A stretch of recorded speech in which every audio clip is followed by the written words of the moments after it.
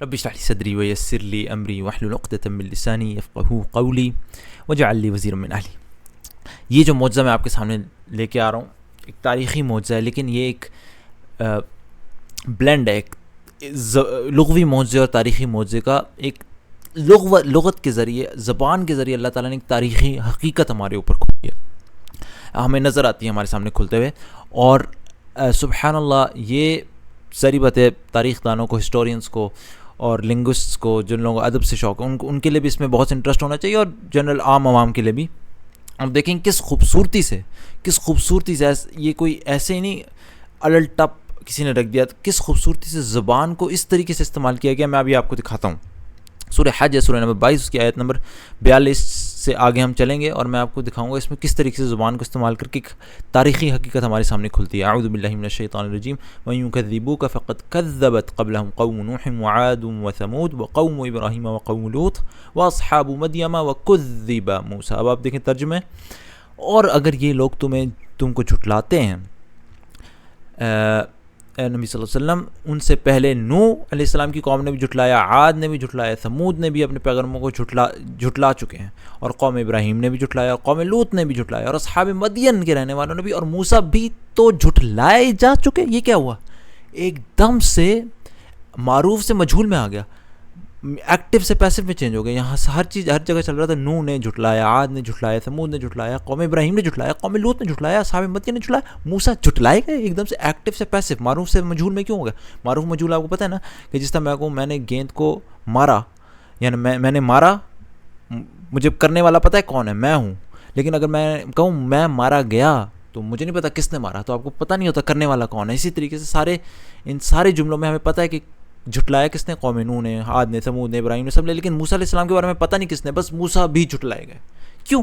آپ دیکھیں زبان کے استعمال سے ہماری عقلوں کو تھوڑا سا جھنجھوڑا گیا کہ رک جاؤ، کچھ ہو رہا ہے یہاں پہ. ایک دم سے معروف سے مجہول، ایکٹیو سے پیسو میں کیوں گیا؟ سبحان اللہ، واقعی میں کچھ ہو رہا ہے. اب دیکھیں، اللہ عالم. لیکن the best explanation that I have seen is کہ دیکھیں یہاں پہ قوم، جب کسی کہتے ہیں کوئی قوم ہے، قوم کا مطلب ہوتا ہے آپ کی نسبت اس کی طرف سے، کوئی رشتہ داری ہے یا آپ وہاں کی پیدائش ہے، آپ اس قوم سے آئے ہیں. تو حضرت نوح علیہ السلام کی اپنی ہی قوم نے ان کو جھٹلایا، کیونکہ وہ اسی قوم میں گئے تھے، انہوں نے جھٹلایا جہاں وہ پیدا ہوئے تھے. عاد میں ہود علیہ السلام تھے، وہ اس میں پیدا ہوئے، ان کی قوم نے ان کو جھٹلایا. سمود کی قوم میں حضرت صالح گئے تھے، وہ انہی میں سے تھے، انہی میں پیدا ہوئے، انہوں نے ان کو جھٹلایا. قوم ابراہیم علیہ السلام اپنی قوم میں پیدا ہوئے، انہی کی قوم نے ان کو جھٹلایا. حضرت لوط علیہ السلام اپنی قوم میں تھے، یا تو ان کے ساتھ کوئی رشتہ داری وغیرہ ہوگی، اسی قوم نے ان کو جھٹلایا. اصحاب مدین میں شعیب علیہ السلام تھے، اسی قوم سے تھے، اسی قوم سے پیدا ہوئے تھے، اسی قوم نے ان کو جھٹلایا. لیکن موسیٰ علیہ السلام نے کہا جھٹلائے گئے. کیوں؟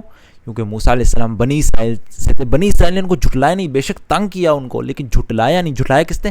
آل فرعون. حضرت موسیٰ علیہ السلام فرعونیوں سے نہیں تھے، وہ بنی اسرائیل سے تھے. اور لیکن جب وہ گئے فرعون کے پاس دعوت لے کے، انہوں نے جھٹلایا. سبحان اللہ، تاریخی حقیقت کو کس طریقے سے ایکٹیو سے پیسو میں لا کے اللہ تعالیٰ نے ہماری پہلے تو دماغ کے اندر کھٹکھٹایا کہ کچھ ہوا ہے، ایکٹیو سے پیسو، پھر واقعی میں حقیقت تھی. تاریخی حقیقت بیان کرنے کا طریقہ. دوسری بات آپ دیکھیں، معروف اور مجہول میں فرق یہ ہوتا ہے. ایکٹیو میں ہمیں پتہ ہوتا ہے کرنے والا کون ہے. جس طرح میں کہوں میں نے مارا تو مجھے پتہ ہے میں مار رہا ہوں، لیکن جب میں کہوں مجھے مارا گیا تو مجھے نہیں پتہ کون مارنے والا.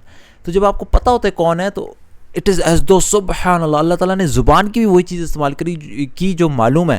اگر کوئی پیغمبر کسی قوم سے ہے اور جس قوم کے سے وہ تعلق رکھتا ہے تو اس کے ساتھ معروف استعمال کیا، گویا کہ کہنے کا مطلب ہے کہ وہ اس قوم کو جانتا ہے پہلے سے، کیونکہ انہی میں سے. سبحان اللہ، قوم کی نوح نے جھٹلایا، قوم کی نوح علیہ السلام کی قوم نے جھٹلایا، عاد نے جھٹلایا، سمود نے جھٹلایا، کیونکہ وہ انہی قوم میں سے تھے. ایز دو ایکٹیو استعمال کر کے یا معروف استعمال کر اللہ یہ بتا رہے کہ وہ ایک دوسرے کو جانتے تھے، ایک دوسرے کو جانتے بوجھتے، تو پتہ ہے کس نے جھٹلایا.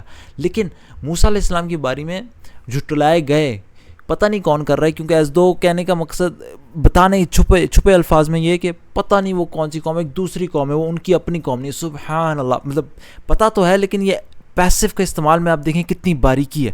سبحان اللہ، جب ایکٹیو استعمال ہو رہا ہے تو چونکہ کرنے والا بھی پتہ ہوتا ہے زبان میں، لہٰذا ان قوموں کو بھی اپنے نبیوں کا پتہ تھا کیونکہ وہ ان میں سے ہی تھے. سبحان اللہ، دیکھیں زبان کے اندر جو مناسبت ہے وہی ان کے قوم اور نبی کے درمیان مناسبت ہے. سبحان اللہ. اور جب موسیٰ علیہ السلام کی باری ہے تو چونکہ وہ آل فرعون سے نہیں تھے جنہوں نے ان کو جھٹلایا، تو وہاں پہ مجہول استعمال کیا. جب مجہول میں پتہ نہیں ہوتا فاعل کون ہے، اور جب جو قوم جس نے جھٹلایا وہ بھی موسیٰ علیہ السلام کی اپنی نہیں تھی، گویا کہ انہیں ان کا اتنا نہیں پتہ تھا.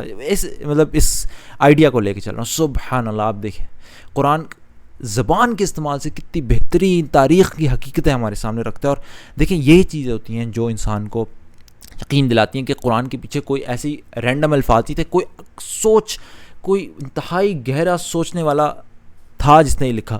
کیوں میں آپ کو بتا رہا ہوں؟ کیونکہ دیکھیں اگر کوئی دہریہ کوئی ایتھیسٹ یہ بھی کہہ دے کہ ٹھیک ہے قرآن کو میں اللہ کا کلام نہیں مانتا، اسے یہ تو مانگنا پڑے گا جس نے بھی لکھا ہے انتہائی عقل مند تھا کہ زبان کا اتنا اعلیٰ استعمال کہ اس سے تاریخ کی حقیقت بتائی. اور دیکھیں میں یہی چاہتا ہوں کہ ہم لوگ جو اپنی عقل استعمال کریں صرف والدین کی وراثت پہ جو ایمان ملا ہے اس پہ ایمان نہ رکھیں، خود دیکھیں اپنی آنکھوں سے ان موجودوں کو، ان پہ یقین لائیں.